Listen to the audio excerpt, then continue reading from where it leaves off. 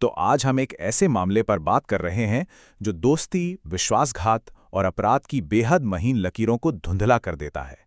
चलिए, राहुल मीणा के इर्द गिर्द लगे संगीन आरोपों की तह तक चलते हैं। ये कहानी सुर्खियों में तब आई जब इसका नाम एक आईआरएस अधिकारी की बेटी की दुखद मौत से जुड़ा। लेकिन जैसा कि हम देखेंगे, इस कहानी में पड़ते और भी हैं। लेकिन दिल्ली में हुई इस घटना से ठीक कुछ घंटे पहले क्या हुआ था? असल में एक और घटना है जो इस पूरे मामले को एक नया और काफी चौंकाने वाला मोड़ देती है। तो चलिए कहानी की शुरुआत करते हैं राजस्थान के अलवर से, जहां एक घटना ने कथित तौर पर दिल्ली में होने वाले अपराध की नींव रखी। अब जरा इस टाइमलाइन को देखिए, ये बहुत जरूरी है क्योंकि दो बड़े संगीन जुर्म, और वो भी सिर्फ 24 घंटे के अंदर, एक के ठीक बाद दूसरा, ऐसा आरोप है। आरोप क्या है?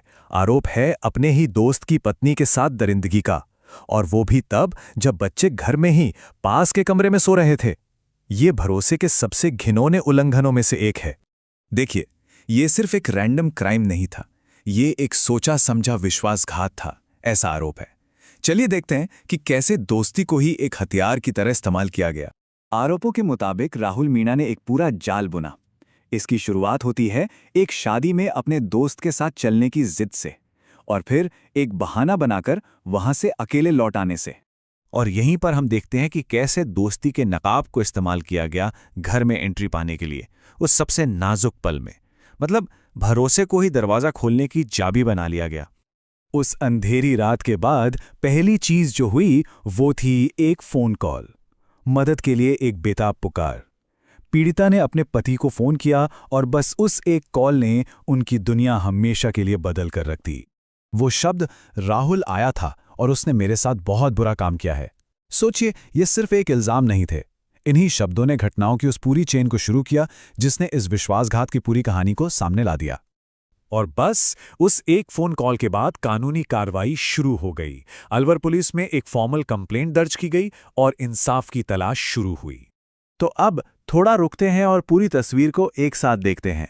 ये दो अलग अलग शहरों में हुई घटनाएं आखिर आपस में जुड़ी कैसे हैं, और ये किस तरह के बिहेवियर का एक पैटर्न दिखाती हैं।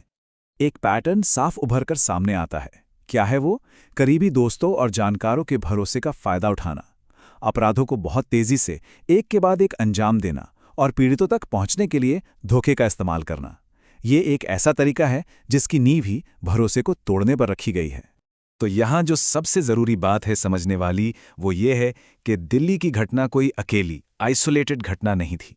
ये एक बड़ी और ज़्यादा परेशान करने वाली तस्वीर का सिर्फ एक हिस्सा है, और अलवर की घटना उस पहेली का एक बहुत ज़रूरी टुकड़ा है। और आखिर में ये पूरा मामला हमें एक बहुत ही असहज सवाल के साथ छोड़ जाता है।